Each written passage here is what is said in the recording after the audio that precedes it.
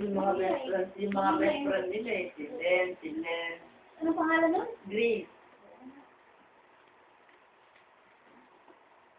Pero ano, yun nga yung ano, kwento ni Marvin na ano, nakalispal ko na.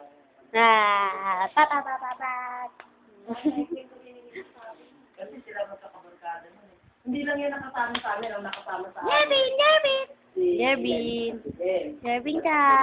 Pero dito, ano, Pero kaibigan nila talagang best friend nila yun si ano. nagluluto-lutoan ka? Ha? Luto-lutoan yan?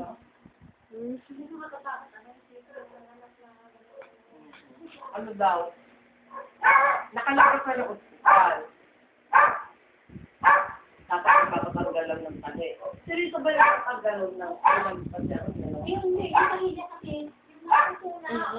Alam ko nga ganun. Mahilig ka yung magkaroon sa Hindi baka hindi private. Oo, baka private lang. Kasi, di ba, yung gusto ko mismo, ay, wala ko ba yung mahilig Jervin!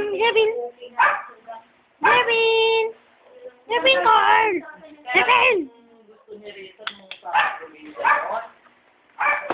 Hindi lang ako makasalita na ang talubutin. Nakita niya kaya nung ano, nakausap ko kayo. Huwag mo suboy. Tingnan din niyo yung mga ano, yung mga dyan eh. Hindi na ako nakakasin sa may nakakila. Hindi na mo plana. Sa totoo, tumanda na kami rito sa Bulacan.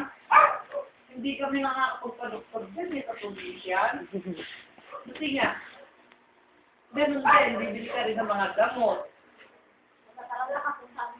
Tapos, parang bang hindi ka komportable doon. Parang kahit na doktor, parang mga nag-aaral na doktor lang. Parang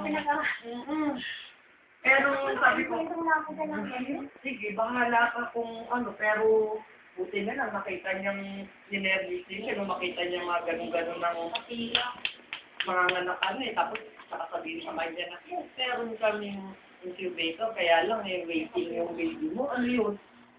Ang bata pagkalabas na ano, pag kailangan incubator, sakay mo kagad. Parang ganun dun sa malulunod.